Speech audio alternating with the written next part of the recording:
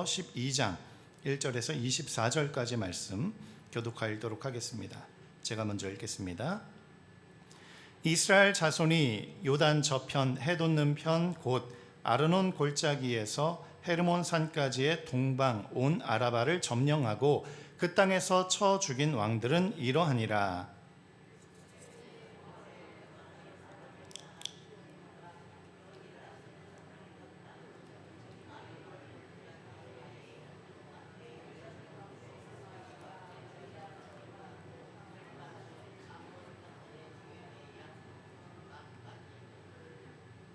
또 동방 아라바 긴네롯 바다까지며 또 동방 아라바의 바다 곧 여메의 베델시몬으로 통한 길까지와 남편으로 비스가 산로까지며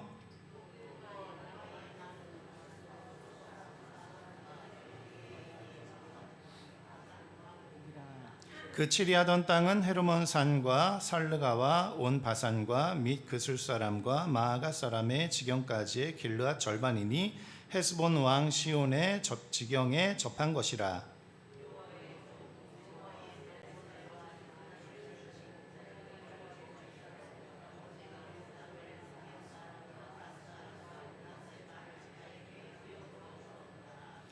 여호수아와 이스라엘 자손이 요단 이편 곧 서편 레바논 골짜기의 바알갓에서부터 세일로 올라가는 곳 한락산까지에서 쳐서 멸한 왕들은 이러하니 그 땅을 여호수아가 이스라엘의 구별을 따라 그 지파에게 기업으로 주었으니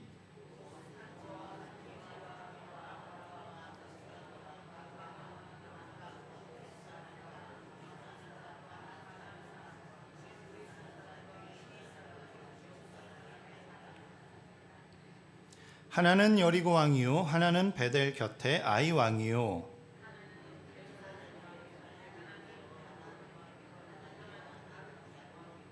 하나는 라기스 왕이요 하나는 드빌 왕이요 하나는 게델 왕이요 하나는 림나 왕이요 하나는 아둘람 왕이요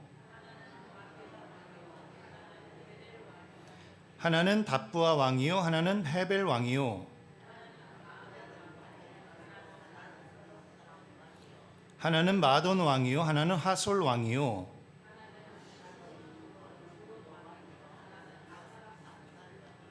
하나는 다아낙 왕이요 하나는 무깃도 왕이요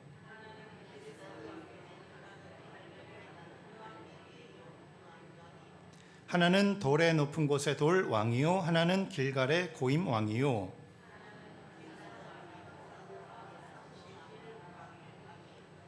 아멘. 땅에 들어가서 차지했던 그 땅들과 왕들에 대한 그런 목록입니다.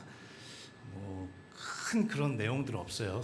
그런데 그 목록들이 쭉 나와 있습니다. 가나안 땅에 들어가서 어느 땅을 차지했는지, 어떤 왕들을 점령했는지 그 목록들에 대해서 쭉 나와 있습니다.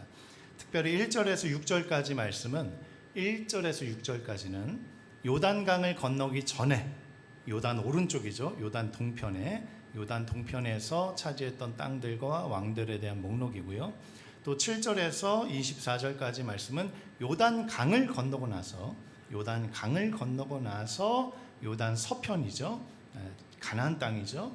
이 가나안 땅에서 차지했던 땅들과 그 왕들의 그 목록에 대해서 이렇게 말씀을 하고 있습니다. 요단 동편은 누가 전쟁을 했을까요? 요단을 건너기 전에 요단 동편 차지했는데, 왕들을 이겼는데 누가 이 전쟁에서 싸웠을까요? 모세가 싸웠습니다. 모세와 그 이스라엘 백성들이 요단 강을 건너기 전에 요단 동편에는 두 지파 반이 그 땅을 차지했죠. 그리고 요단을 건너고 나서 요단 서편은 나머지 9지파 반이 차지했고 모든 민족들이 가나안 땅에서 전쟁을 했죠.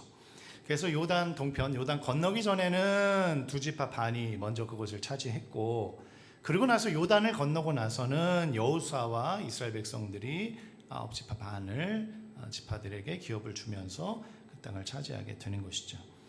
그래서 1절에서 6절 말씀은 모세가 이스라엘 백성들과 함께 차지했었던 요단 동편의 땅, 그리고 두 지파 반의 땅에 대한 내용이고요. 그리고 7절부터 말씀은 여호수아가, 모세가 죽은 다음이죠. 여호수아가 이스라엘 백성들과 함께 전쟁을 치러서 차지했던 땅들과 왕에 대한 그런 목록입니다. 1절 말씀 한번 볼까요? 1절 말씀 한번 띄워주시면 우리 함께 읽어보겠습니다. 1절 시작. 요단 동편 아르논 골짜기에서 헤르몬 산까지의 동쪽 온 아라바를 차지하고, 요단 동쪽이라 그랬어요. 요단강 건너기 전입니다. 이 땅은 가나안 땅이라기보다는 가나안 주변 땅이죠.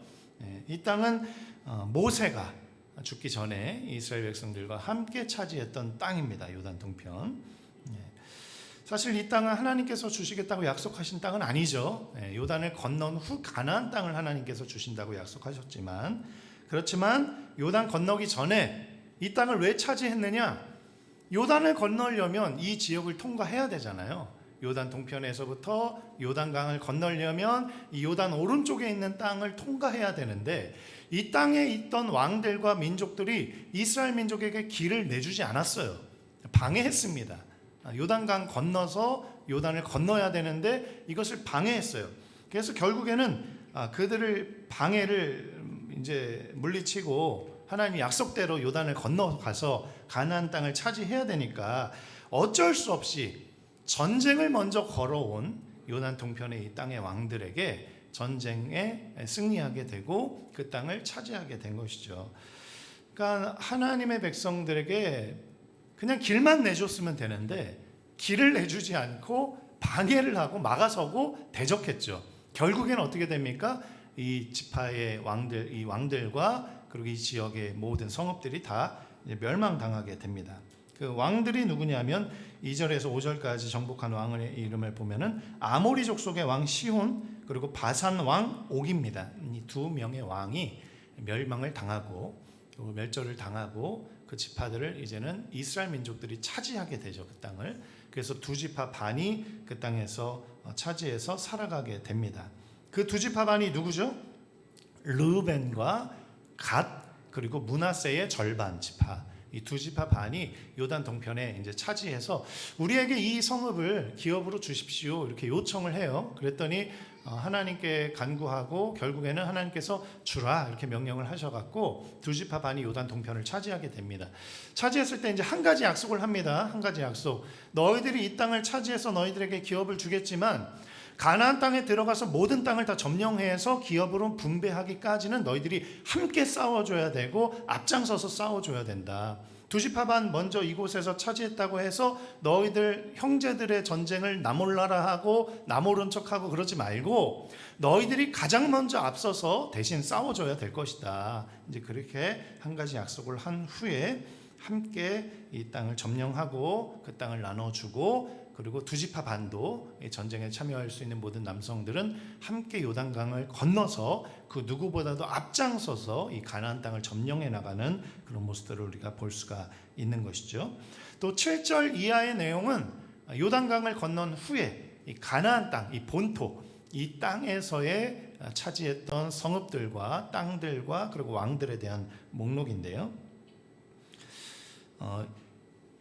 이 내용을 보면은 31명의 왕들, 31명의 왕들을 진멸하고 싸워서 이깁니다. 31명. 그런데 이 31명은 남부 지역과 중부 지역의 16명의 왕들이고, 그리고 북부 지역에는 15명의 왕들이에요. 그래서 16 플러스 15, 그러면은 31명의 왕들과 그 왕들이 다스리고 있었던 땅과 성읍들에 대한 그런 승리를 볼 수가 있는 것이죠. 9절 이후에 보면 그 왕들의 이 이름이 기록되어 있는데 왕들의 목록 한번 보여주시죠. 예. 첫 번째는 여리고성이었잖아요. 여리고 왕. 두 번째 어디였죠? 아이성이었죠. 아이왕. 예. 세 번째는 예루살렘 왕, 헤브론 왕, 야르뭇 왕, 라기스 왕, 에글론 왕, 게셀 왕, 드빌 왕, 게델 왕, 호르마 왕, 아랏 왕, 림나 왕, 아둘람 왕, 막게다 왕, 베델 왕 해서 16명의 왕들과 그들이 차지하고 있었던 성읍, 그러니까 중부 지역과 남부 지역의 왕들과 지역들을 차지했던 내용을 기록하고 있고요. 또 그 다음에 그 이후에 보시 답부아부터 답부아 왕, 헤벨 왕, 아벡 왕, 아스라론 왕, 마돈 왕, 하솔 왕, 시므론의 무론 왕, 악삽 왕, 다아낙 왕, 무깃도 왕, 게데스 왕, 갈멜의 용르암 왕, 돌 왕, 그리고 길갈의 고임 왕, 디르사 왕, 그리고 15명. 이 북부 지역에는 15명의 왕들과 그 지역과 그 성읍들에 대해서 전쟁에서 승리했다. 총 31명의 왕들과 그들이 차지하고 있었던 전 지역과 성읍들을 이스라엘 백성들이 차지하게 되었다. 이제 그런 내용이에요. 꺼주시고 이제 성경의 내용을 보면은 이 당시의 이스라엘 백성들은요 청동기 문화를 가지고 있어요. 청동기 문화를. 철기 문화가 아니고 청동기였습니다. 우리나라도 보면 옛날에 이제 청동기 문화를 가지고 있어요. 청동 칼이나 이런 것들, 청동 거울이나 이런 거 가지고 있었던 역사들이 있는데 이 당시의 이스라엘 민족들은 청동기만 가지고 있었습니다. 가나안 땅 족속들은 철기를 가지고 있었습니다. 철기를. 철하고 청동하고 동하고 부딪히면 누가 이겨요? 철이 이깁니다. 청동하고 철하고는 싸움이 안 돼요. 철기가 당연히 이겨요. 무조건 이겨요. 그런데 이스라엘 백성들은 청동기 문화를 가지고 있었고 가나안 본토 사람들은 철기 문화를 가지고 있었고 백성의 수나 병사들의 수나 그리고 이 땅은 지금 가나안 족속들의 땅이니까 우리 땅이잖아요. 가나안 족속들 입장에서는 내 땅이고 내가 지리를 더 잘 알고 그러잖아요. 지리적으로도 유리하고 전술적으로도 유리하고 숫자로도 유리하고 문화도 철기 문화니까 병기나 무기나 병마들이나 이런 것도 더 유리하고 게임이 될 수 없는 그런 싸움이었어요. 이길 수 없는 싸움이었습니다. 이스라엘 백성들 입장에서. 11장 4절 말씀 한번 볼까요? 한번 다 같이 읽어보겠습니다. 시작. 그 모든 군대를 거느리고 나왔으니 백성이 많아 해변에 수많은 모래 같고 말과 병거도 심히 많았으니. 아멘. 누구에 대한 기록입니까? 이것이 바로 가나안 땅에 살아가고 있었던 족속들에 대한 이야기예요. 이스라엘의 대적자들 가나안 족속들에 대한 이야기입니다. 모든 군대를 거느리고 다 나왔어요. 이 31명의 왕들이, 북부 지역엔 15명 왕들이 다 나왔습니다. 그 수를 세보니까 어마어마하게 많은 거예요. 셀 수가 없는 거예요. 얼마나 셀 수가 없냐면 바닷가에 해변에 모래알같이 많았다 이렇게 기록하고 있을 정도로 그들의 수와 그들의 병거와 말들 어마어마하게 많은 수가 그들이 전쟁에서 나왔다. 여기서 이제 말과 병거라 그랬는데 병거는 전차입니다. 전차 부대가 있었던 거예요. 전차는 청동으로 못 만듭니다. 철기가 있어야지 만드는, 철이 있어야지 만드는 거예요. 그러니 이 문화 자체가 다른 거예요. 청동기 문화와 이 철기 문화. 이 게임이 안 됩니다. 싸움이 안 됩니다. 일방적으로 절대적으로 질 수밖에 없는 그런 전쟁이었다는 것을 지금 성경이 표현하고 있는 것이죠. 숫자로도 이길 수 없고 이 병기 그 질로도 이길 수 없고 지리적으로는 이 사람들이 살아가고 있는 터전이니까 지리적으로도 전술적으로도 이길 수 없는 그런 전쟁이었다라는 것을 성경이 지금 표현하고 있는 것이죠. 그런데 누가 이겼어요? 무기로는 이길 수 없고 숫자로도 이길 수 없고 지리적으로 전략적으로도 이길 수 없는 이스라엘이 어떻게 했습니까? 이겼습니다. 어떻게 이길 수 있을까요? 숫자가 안 돼요. 병기로 안 됩니다. 말과 병마가 없어요. 우리는 철기 문화가 아니에요. 청동기예요. 숫자도 게임이 안 돼요. 지리적으로도 그 사람들이 날 때부터 태어난 땅이었기 때문에 우리는 그 지리를 잘 모릅니다. 그런데 이겼어요. 어떻게 이길 수 있었을까요? 사무엘상 17장 47절 말씀에 어떻게 이길 수 있는지를 잘 나오고 있습니다. 사무엘상 17장 47절 우리 함께 읽어보겠습니다. 시작. 또 여호와의 구원하심이 칼과 창에 있지 아니함을 이 무리로 알게 하리라. 전쟁은 여호와께 속한 것인즉 그가 너희를 우리 손에 붙이시리라. 아멘. 47절 앞부분 말씀 보니까 여호와의 구원하심이 칼과 창에 있지 아니함을 알게 하기 원한다, 이렇게 말씀했어요. 하나님의 구원은 칼과 창으로 하는 것이 아닙니다. 그 다음 뒤편 말씀을 보면 전쟁은 여호와께 속한 것인즉 그가 너희를 우리 손에 붙이시리라. 이스라엘의 전쟁은 이스라엘이 싸우는 전쟁이 아니고 여호와 하나님께 속한 전쟁이었고, 여호와 하나님의 전쟁이었고, 여호와 하나님께서 싸우시는 전쟁이었고, 여호와 하나님께서 주신 승리였고, 여호와 하나님께서 주신 은혜였다는 것이죠. 그래서 이 싸움은 인간 대 인간대의 싸움이 아닙니다. 아까 전에도 말씀드렸잖아요. 인간 대 인간으로 싸우면 숫자 안 됩니다. 철기 문화와 청동기 문화 싸움이 안 됩니다. 인원의 숫자 싸움이 안 돼요. 지리적으로 전략적으로 전쟁에서 이길 수 없는 싸움이었어요.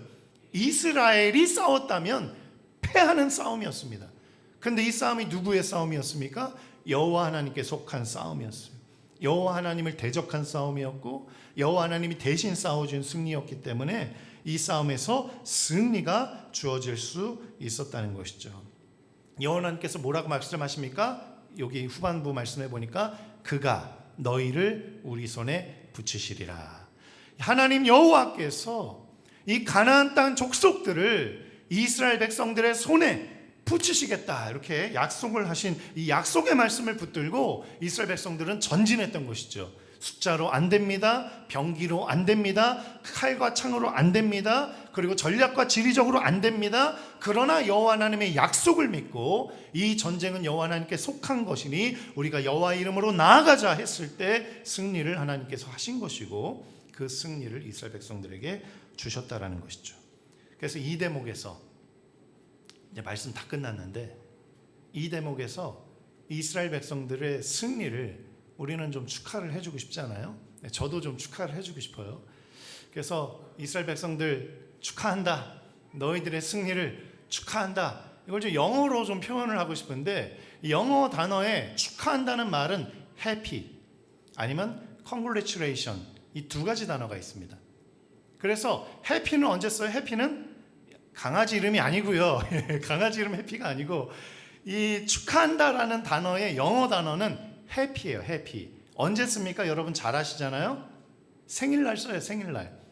생일 축하합니다 할 때 축하라는 단어가 있잖아요. 영어로는 어떻게 되냐면 Happy birthday today, Happy birthday to you, 이렇게 나와요. Happy birthday. Happy 축하한다. birthday 생일, to you 너의 생일을 축하한다. 그래서 happy 축하한다 이렇게 써요. 그리고 졸업을 축하한다 이럴 때도 축하 쓰잖아요. 졸업을 축하한다. 졸업을 축하한다는 단어는 어떻게 되냐면 congratulations on your victory, 이거 아니고요. 네, congratulations on your graduation 이렇게 됩니다. 그래서 보여주시죠. 네. 저건 안 썼나요 제가? 예. Congratulations on your graduation. 그래서 graduation 졸업. 예. Congratulations 축하. 그래서 졸업을 축하합니다. 이제 그런 말이 쓰여요. 영어 단어로는 축하하다는 단어가 여러 가지가 있겠지만 대표적으로는 두 가지가 쓰인다는 거예요. Happy 그리고 Congratulations, 이 두 가지 단어가 쓰여요.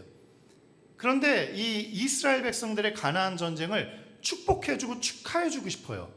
그때 어떤 단어를 써야 되냐? Happy를 써야 되냐? Congratulations을 써야 되냐? 비슷한 의미고 거의 유사한 단어인데 그 의미가 다릅니다. 축하해주는 건 똑같아요. 축하해, 너의 생일을 축하한다. Happy birthday to you. 축하합니다. Happy birthday. 이렇게 해요. 그런데 졸업은 congratulations. 이렇게 쓴다는 거예요. 그럼 이 두 단어의 차이가 무엇이냐? 그리고 오늘 좀 영어를 통해서 살펴보고자 하는데, 이 congratulation 이 단어는요, 그 졸업을 했을 때 이 학생이 만약에 여기 이제 다빈이하고 이 승준이가 고등학생 졸업을 했습니다. 그리고 또 대학교도 이제 입학을 해서 대학교도 나중에 이제 졸업할 때 이 단어가 쓰이는 거예요. 졸업을 축하해, congratulation 이렇게 해요. 축하하는데 이 congratulation은 어떤 의미가 있냐면, 네가 초등학교 6학년 때부터 그리고 중학교 때 3학년, 그리고 고등학교 3학년 동안 네가 수고하고 노력해서 공부하고 열심히 수업을 받고 선생님들의 지도를 가르침을 받아서 열심히 공부한 그 결과, 그 수고의 그 결과, 그 노력의 그 결과로 얻은 졸업을 축하해. 너의 수고였어. 아주 칭찬해. 이렇게 하는 그 축하의 의미를 담을 때는 congratulation이 들어가는 거예요. 야, 너 수고했다.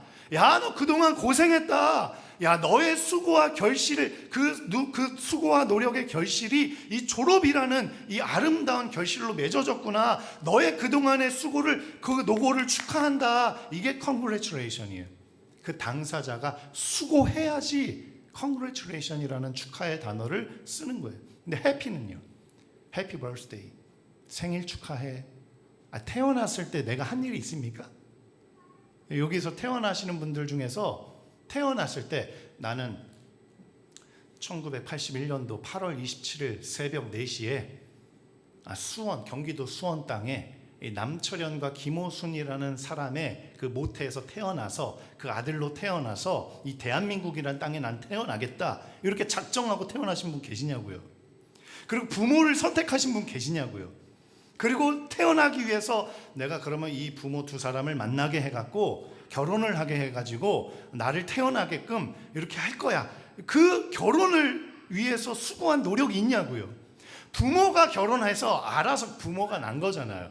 우리가 태어난 입장에서는 내가 수고한 게 없어요. 부모를 만나게 한 것도 아니고 결혼을 시킨 것도 아니고 중매를 선 것도 아니고 결혼을 해서 열심히 사랑을 깨볶으면서 그렇게 해서 그렇게 아들을 태어나게 한 것도 아니고 내가 한 건 아무것도 없어요. 내가 수고한 건 하나도 없습니다. 어떻게 된 거예요? 거저 태어난 거예요. 그냥 태어나 보니 태어난 거예요. 내가 노력한 거 없습니다. 내가 수고한 거 없습니다. 어머니가 아버지와 결혼해서 나를 잉태했고 10개월 동안 어머니 모태에서 고생하시면서 나에게 영양분을 먹이시고 나를 보호해 주시고 나를 이렇게 이끌어 주셔갖고 10달 동안 어머니 모태에서 나를 보호해 주셨다가 또 태어났을 때는 때로는 의학기술의 도움을 받아서 때로는 집에서 이렇게 태어날 때 어머니가 그냥 목 터져라 그냥 울부짖으면서 울면서 아파하면서 그렇게 목숨 걸고 수고하고 해산의 수고를 거듭해서 나를 태어나게 하신 거예요. 누가 수고했어요? 부모님이 수고했어요. 태어난 나는 뭐 했어요? 아무것도 한 게 없어요. 아무것도 그냥 태어난 것뿐이에요.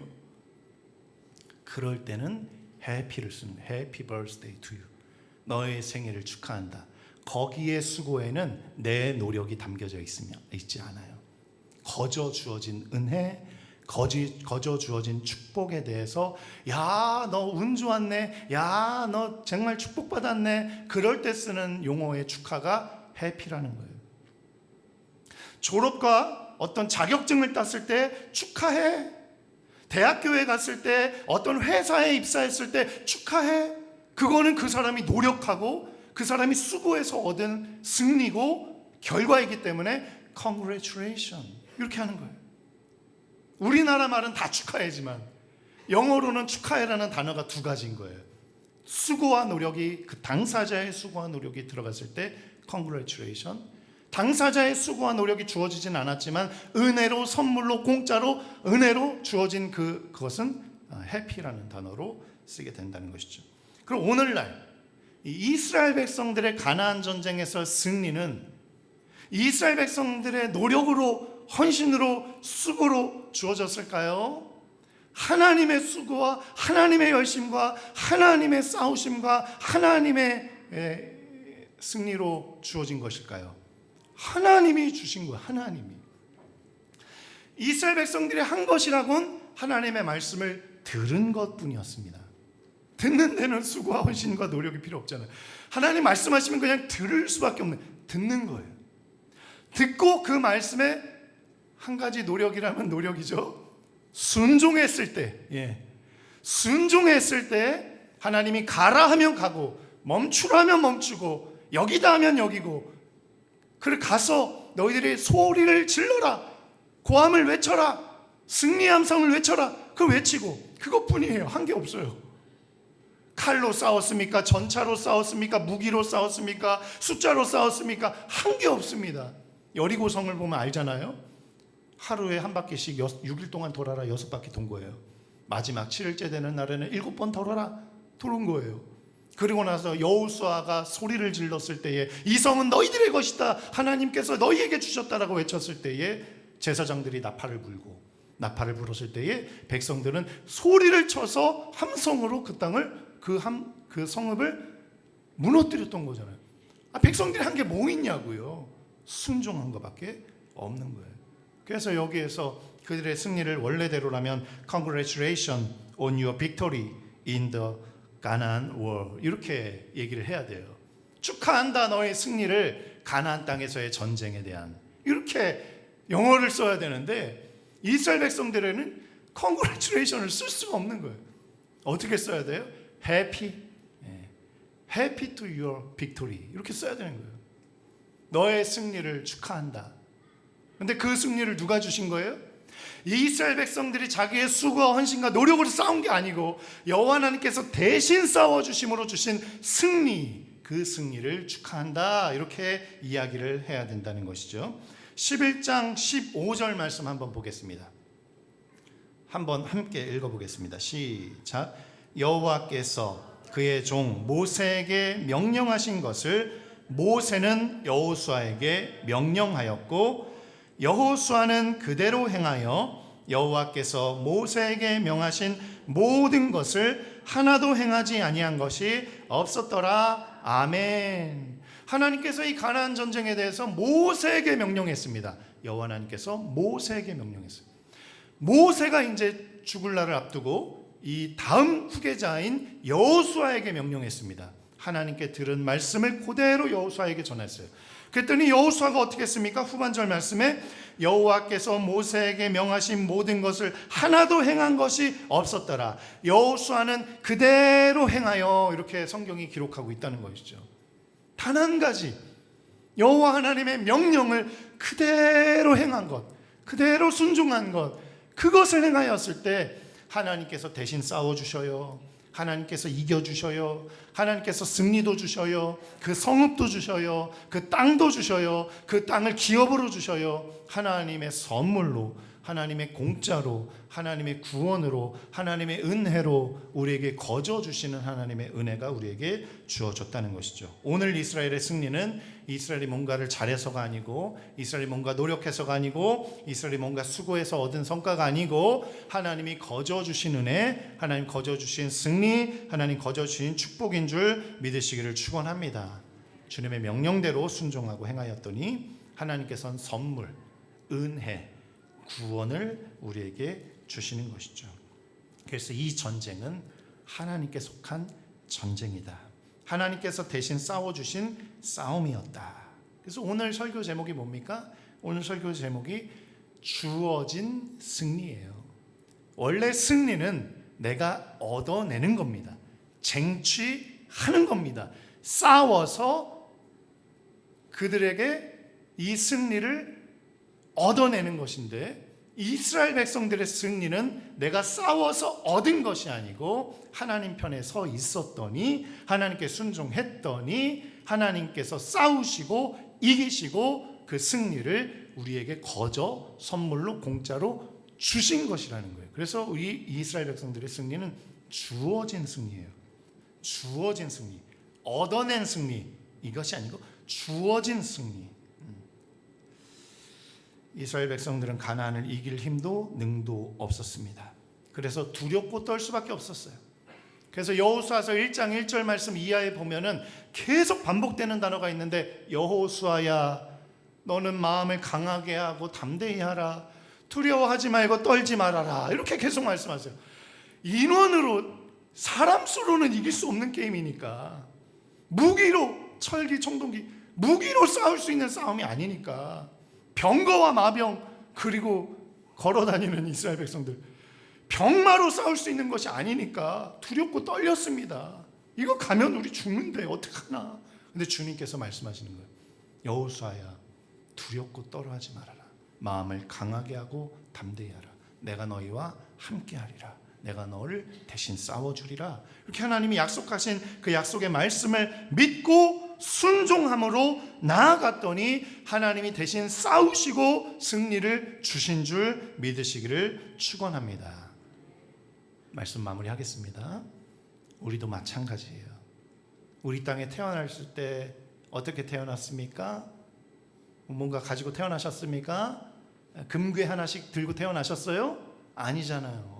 옷 한 벌도 양말 한 쪽도 없이 빈몸으로 빈손으로 우린 태어났어요. 그렇기 때문에 우리가 이 험하니 광야와 같은 인생길을 걸어갈 때 빈몸으로 빈손으로 아무것도 가지고 태어난 거 없는 가장 연약한 존재로 태어난 우리가 이 땅을 살아갈 때 나의 힘으로 나의 능으로 내가 가진 것으로 승리할 수가 없는 거예요. 이건 필연입니다. 필연적으로 가장 이 세상에서 가장 연약한 존재로 태어난 우리 인간은 아무것도 가지고 빈손으로 빈몸으로 태어난 우리가 이 땅에서 승리할 수는 없는 싸움이에요. 그런데 주님께서 말씀하시는 거예요. 이 싸움을 나와 함께하면, 이 싸움에 나에게 순종하면 너의 삶이 승리하리라 주님이 말씀하시는 것이죠. 그래서 우리는 빈몸으로 빈손으로 태어났지만 누가 계십니까? 온 우주를 창조하신 만왕의 왕이신 창조주 구원자 통치자 전능하신 하나님을 우리의 아버지로 모시고 그 아버지의 뒤에서 아버지의 백으로 우리는 이 세상에서 승리할 수가 있는 것이죠. 주님을 신뢰하고 주님을 순종하고 주님 앞에 나아가 주님이 대신 싸워주시는 그 싸움 가운데 주님을 신뢰하고 의지할 그때에 주님은 전능하신 팔로 능하신 팔로 우리를 대신 싸우시고 구원과 승리를 선물로 주시는 하나님이신 줄 믿으시기를 축원합니다. 그러니 내 힘으로 싸우려고 하지 마시고 주님 편에 서서 주님 등 뒤에 서서 주님을 의지하시고 주님을 바라보실 때 인생에서 승리할 수 있는 줄 믿으시기를 축원합니다. 주님을 의지하고 주님께 순종할 때에 하나님이 예비하신 은혜와 축복과 구원과 승리가 우리에게 주어지는 줄 믿으시기를 축원합니다. 우리 찬송 살아계신 주님, 전능하신 아버지 하나님, 그렇습니다. 광야와 같은 이 땅, 나그네 같은 인생을 걸어가는 우리들, 너무나도 험난한 땅이기에 너무나도 험난한 인생이 하나님 살아갈 수밖에 없는 것이 이 땅에서의 삶입니다. 이 땅에서 태어난 빈손으로 빈몸으로 태어난 우리들, 이 땅에서 어찌 승리할 수 있겠습니까? 어찌 이길 수 있겠습니까? 너무나도 힘들고 괴로움 가운데 매일매일 광야와 같은 나그네 인생을 걸어가는 것이 우리네 인생입니다. 그렇기에 이 세상 만물을 창조하시고 구원하시고 통치하시는 전능하신 아버지 하나님께 의탁하며 의지하며 십자가를 단단히 붙잡고 예수 그리스도를 신뢰함으로 청종함으로 순종함으로 살아가기를 결단합니다. 하나님을 의지하는 백성, 하나님을 신뢰하는 백성, 하나님께 순종하며 하나님의 말씀을 청종하는 백성들이 되어서 하나님이 광야와 같은 이 인생길 걸어갈 동안 하나님 수많은 위협과 위험 속에서도 하나님이 건져주시고 하나님이 대신 싸워주시고 하나님의 승리를 우리에게 주시는 그 축복된 인생 살아갈 수 있도록 주님만 의지하며 순종하게 하여 주옵소서. 이제는 우리 주 예수 그리스도의 은혜와 아버지 하나님의 무한하신 사랑과 성령님의 내주교통 역사하심이 주님, 나의 힘으로 나의 능으로 내가 가진 것으로 이 세상을 살아 승리할 수 없음을 깨닫게 됩니다. 주님, 전능하신 아버지 하나님의 손, 전능하신 아버지 하나님의 팔, 전능하신 아버지 하나님의 품을 나의 방패로 삼아 나의 무기로 삼아 주님께 피하오니, 주님을 의지하오니, 주님 십자가를 붙들오니, 주님 우리의 인생을 붙들어 주시고 대신 싸워 주셔서 승리를 부어 주옵소서. 간구하는 모든 심령들 머리 위에 이제로부터 영원토록 함께 하시기를 간절히 축원하옵나이다. 아멘.